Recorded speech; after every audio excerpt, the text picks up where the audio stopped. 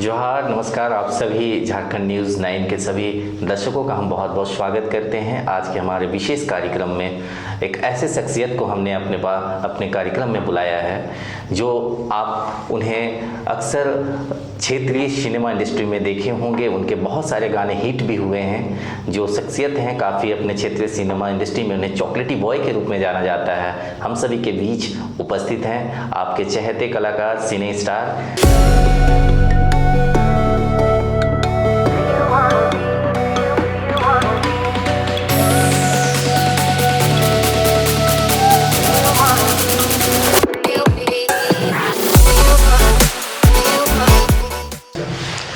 जोहार, मेरा नाम अमनदीप कुजूर और मैं झारखंड रीजनल सिनेमा में एक्टर के रूप में काम कर रहा हूँ और आशा करता हूँ कि आप सभी अच्छे होंगे। और मैं झारखंड न्यूज़ 9 को धन्यवाद देना चाहूँगा कि मुझे इस इंटरव्यू में बुलाया और शामिल किया। सबसे पहले आपसे ये जानना चाहेंगे अमनदीप, आपने इतने कम उम्र में सिनेमा को ही अपना फील्ड क्यों चुना? मतलब आप एजुकेशन फील्ड में भी तो जा सकते थे जी। फिल्म ही क्यों, एल्बम ही क्यों? इसके पीछे लंबी कहानी है। जब मैं छोटा था जी तो पापा को एक्ट करते हुए देखता था कि वो किस तरह से फिल्म में काम कर रहे हैं जी। तो वैसी रुचि नहीं होती थी, पर उस माहौल में रह के मुझे वो रुचि आने लगी और मैंने 6 साल की उम्र में अपनी पहली फिल्म की थी माटी कर कसम, जिसमें अच्छा। रमन सर और दिनेश देवा सर 6 साल की उम्र में आपने अभिनय किया? पहला 6 साल था? जी जी जी। तो वो मेरा पहला ब्रेक मिला था। फिर भी मैं इस इंडस्ट्री में होता मेरा इंटरेस्ट नहीं था कि मैं काम करूं, पर धीरे धीरे जब मैं अपना ग्रेजुएशन कंप्लीट करने लगा तब मुझे ऐसा एहसास होने लगा कि मैं अपने पिताजी को देखता था कि वो अपने भाषा को लेकर के और अपनी संस्कृति को लेकर के, पहनावा, म्यूज़िक, हर एक चीज़ को लेकर के वो आगे बढ़ने लगे। तो इससे मुझे प्रेरणा मिली और मेरी मम्मी ने मुझे भी कहा कि इस फील्ड में जाओ और लोगों को सिखाओ, अपने युवा पीढ़ी को जागरूक करो कि अपने भाषा को पकड़ के रखें, अपने पहनावे को पकड़ के रखें, शर्म ना करें सबसे पहली बात नहीं, ये अच्छे है बोलने में। क्योंकि आपका घर का माहौल शुरू से उस तरह से बना एक माहौल, क्योंकि पहला शिक्षा, पहला स्कूल तो घर ही होता है। और जैसे आपने दर्शकों को बतलाया कि आपके बचपन से ही मतलब इस तरह का माहौल बना, आपके फादर भी इस क्षेत्र में रहे तो शायद कहीं ना कहीं आपको वो प्रभावित किया और आप इस फील्ड में आए। चलिए, और आपकी पढ़ाई कहाँ तक हुई है अमनदीप? मैंने अपनी पढ़ाई mass communication and video production से लेकर के की है और मैं पोस्ट ग्रेजुएटेड हूँ। और इन फ्यूचर मैं पीएचडी करना चाह रहा हूँ कि मैं मास कम्युनिकेशन को लेकर के पीएचडी कंप्लीट करूँ और ताकि मैं और भी चीज़ों को सीख पाऊँ अपने जीवन में, क्योंकि पढ़ाई तो रुकनी नहीं चाहिए। नहीं, एजुकेशन बहुत आवश्यक है। आप किसी भी फील्ड में हो, एजुकेशन बहुत अहम रोल रखता है। और जिस तरह के आज की आधुनिकता वाली जो दुनिया है, जो जिस तरह से माहौल बना हुआ है, एजुकेशन तो चाहिए ही। और हम आपसे एक चीज़ जानना चाहेंगे कि आपने बतलाया अपने बारे में, अपने फादर, अपने पेरेंट्स का माहौल बतलाया, अपने घर का माहौल बतलाया, इस कारण से आप यहाँ तक पहुँचे। चलिए, उसके लिए बहुत बधाई। और आप भाषा पे, इससे पहले आपने 2 शब्द आपने अपने वक्तव्य में रखा कि मेरे फादर भाषा को लेकर काफ़ी मतलब एक्टिव रहते हैं। तो भाषाएँ तो बहुत सारी हैं। जैसे अगर हम ट्राइबल में बात करें, विशेषकर अगर हम झारखंड की बात करें तो झारखंड में 32 जनजातियां हैं और उनमें सबकी अपनी अपनी भाषा है, एक संस्कृति है, एक सभ्यता है। अगर आपसे पूछा जाए कि आपको कौन सी भाषा मतलब आपको बहुत प्रिय लगती हो? सारी भाषाएं मुझे बहुत पसंद है और सभी भाषाओं का मैं सम्मान करता हूँ, पर मैं कुड़ुक भाषा को मैं सबसे ज़्यादा मानता हूँ क्योंकि मैं खुद उरांव ट्राइब से बिलोंग करता हूँ। तो ये कुड़ुक भाषा मेरे लिए बहुत ही प्रिय भाषा हुई मेरे लिए। अच्छा, मतलब आप अपनी भाषा को, अपनी मातृभाषा को रिप्रेजेंट करना चाहते हैं, उसी के माध्यम से लोगों को एक जागरूक करना चाहते हैं और अपनी भाषा को। ये बहुत अच्छी सोच है। हमने सुना है आपके बारे में, आपके फादर के बारे में सुना है कि आप लोग 2 जिस्म एक जान है, वो गाना गाते हैं, आप उस पर परफॉर्म, ये क्या कहानी, जरा दर्शकों को बताइए आप। पहले ऐसा नहीं था। अच्छा। क्योंकि पापा काम करते थे, मैं साथ में जाता था, पापा से बहुत कुछ सीखने को मिला मुझे।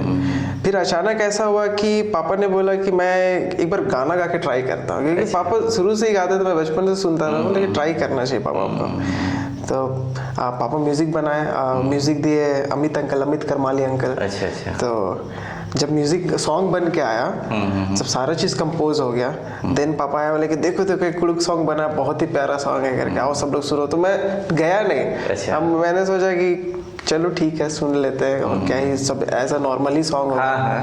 तो जस्ट मैं दूसरे रूम में था, जैसे ही बजना शुरू हुआ, मैंने दौड़ता हुआ गया पापा का। मैं पापा बोले पापा इसमें मैं एक्ट करूंगा, आप किसी को ये सॉन्ग मत देना। तो तब से आपका दो चीज़ में एक जान की कहानी शुरू हुई। अच्छा, और जिसमें पापा गाते हैं, मैं उसमें एज एक्टर काम करता हूँ। अच्छा। तो ये कहानी है। चलिए, बहुत ये कहानी काफ़ी इंटरेस्टिंग कहानी है।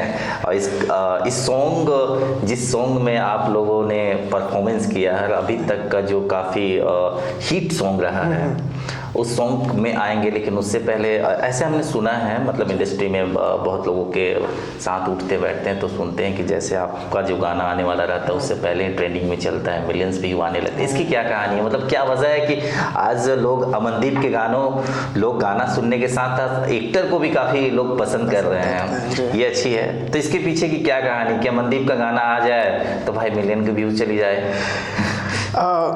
एक्चुअली इस पे सारा क्रेडिट मैं अपने फैंस को देना चाहूँगा। अच्छा। और मेरे पिताजी को, कि उन्होंने इतने अच्छे गानों को बनाया, और फैंस को जिन्होंने इस सारे गाने को पसंद किया, गानों को पसंद किया।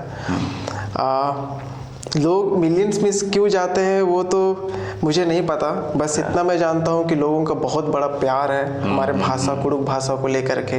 जी। और मैं जानता हूँ कि मैं अपने भाषा को लेकर के, कि मैं सोचता हूँ कि अगर मैं इसमें काम करूँ तो मैं अपना 100% दूँ, क्योंकि मैं वो चीज़ को प्रस्तुत करना चाहता हूँ लोगों के सामने, और वही चीज़ को मैं दिखाना चाहता हूँ जो रियल लाइफ पे बेस्ड रहता है। कि हम अपने अगर कोई रोमांटिक सॉन्ग हुआ, कोई स्टोरी बेस्ड सॉन्ग हुआ, तो उस बीच पे अगर उस चीज़ को कैसे हम लोग सिंक्रोनाइज करें कि आम आदमी से जोड़ पाए। तो आई थिंक वो चीज़ मैं और मेरे पापा वो कर दिए, जिसके वजह से लोग इतने गानों को पसंद कर रहे हैं, हमारे कुड़ुक भाषा के गानों को, और मिलियंस में व्यूज जा रहे हैं। कुछ मैसेज छुपा रहता है स्टोरीज में। जी। कुछ ऐसी बातें होती हैं जहाँ संस्कृति को भी रिप्रेजेंट किया जाता है। इसलिए लोग कहीं ना कहीं अब लोगों को ये एहसास होने लगा है कि संस्कृति, कल्चर हमारा एक अस्तित्व है, जिसे लोग अभी नए युवाओं के लिए एक अच्छा मतलब सॉन्ग निकल के आ रहा है, सीखने को मिल रहा है। जी।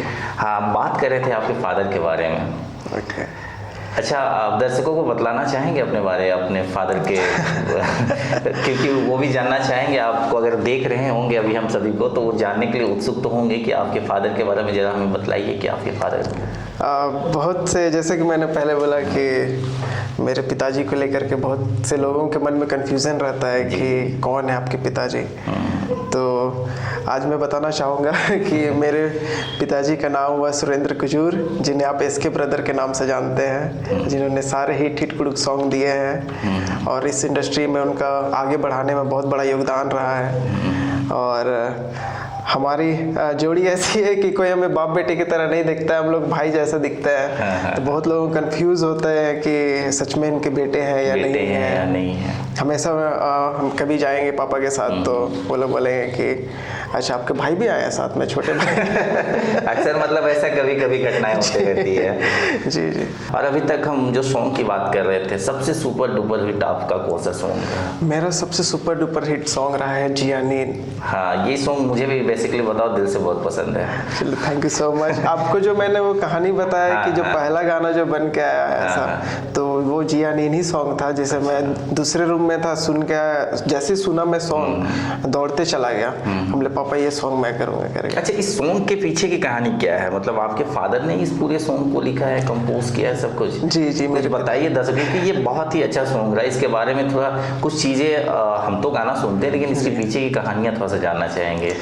ये कहानी एक दो लवर्स की है, जिसपे लड़का लड़की से प्यार करता है, और इसलिए इसका ऐसा बोल है, जिया नीन तिंगनिया निंगे सपना जुड़ी घुरी घुरी बराई रे मतलब जियानी, मतलब मेरी जिससे हम प्यार करते हैं, हाँ, बोलो ना कि मतलब तुम क्यों नहीं बोल रही हो, मुझे तुम्हारा सपना बार बार आता है करके, इस तरह से इसका हिंदी में ट्रांसलेशन हुआ।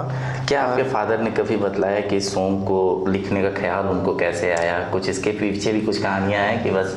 जी जी जी, उन्होंने मुझे बताया था कि बस ऐसे ही उनके मन में शुरू से ही ख्याल था कि मैं अपने आप को कैसे लोगों के सामने रिप्रेजेंट करूं एज अ सिंगर, क्योंकि इंडस्ट्री में बहुत सारे सिंगर थे और पापा ही हैं, पापा इकलौते थे कि वो अच्छा, उन्होंने गाना खुद से गाया है, कंपोज भी खुद से किया, राइटिंग भी खुद से किया, गाना भी खुद से, सारा खुद से किया उन्होंने, म्यूजिक वगैरह सब कुछ? म्यूजिक के लिए मैं सारा क्रेडिट अमित करमाली अंकल को देना चाहूँगा, क्योंकि उनका सारा कंपोजिशन उन्हीं का है और जितने भी उन्होंने इंस्ट्रूमेंट बजाए हैं, फ्लूट बजाए, गिटार, सारा उनका कंपोजिशन है।